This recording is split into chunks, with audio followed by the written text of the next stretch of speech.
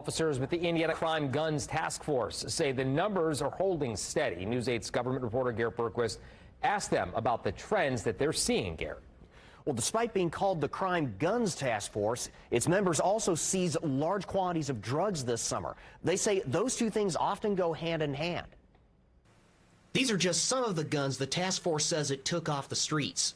It's extremely satisfying, not just for me personally, but for our unit as a whole. I believe in the mission that we have, and I believe that the numbers of guns and machine gun conversion devices that we're taking off the streets of Indianapolis and central Indiana are really making a difference. So far this year, the task force has seized 303 illegally possessed firearms, 184 machine gun conversion devices, more than 11 pounds of methamphetamine, and more than 12 pounds of fentanyl. Many of the individuals that we encounter who are dealing or selling narcotics throughout the streets of central Indiana are also illegally armed with firearms that they shouldn't have. So those two play together really well because sometimes we'll use the narcotics side of the house, meaning trying to buy narcotics from individuals. We're doing narcotics investigations on individuals that we know are dealing narcotics to seize those firearms. Heidelbaugh says those numbers are similar to what the task force saw last year. He says the number of machine gun conversion devices officers see is beginning to level off. The task force has seized just 5 since July 1st.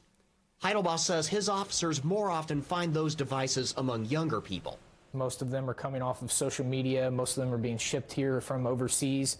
And the teenagers, the juveniles, are the ones who are more easily able to get those because they know how the internet works much better than somebody who's old like me. He says he credits old-fashioned police work and the public calling in tips whenever they can. Because we have individuals and detectives that are in our task force from these surrounding counties and cities and states, it makes us much more effective in tamping down violent crime, not only in Indianapolis, but also throughout the surrounding counties.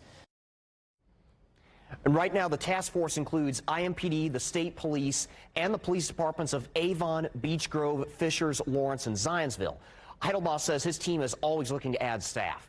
I'm Garrett Bergquist for Wish TV and WishTV.com. All right, Garrett, thank you very much. So we are working with local partners to help curb violence and provide resources and education to anyone who needs it. It's all part of our new YATVAC initiative.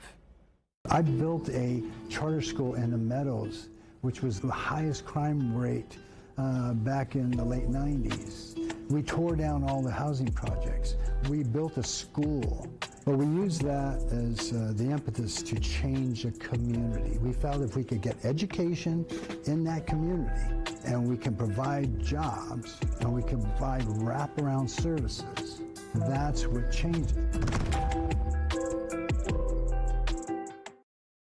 So we are using our platforms to bring you messages from community leaders. Grab your phone, scan that QR code. That will take you to our YATVAC website, a place where you, your kids, and your family can get information on food, housing, and other resources. There's also information about nightly curfews.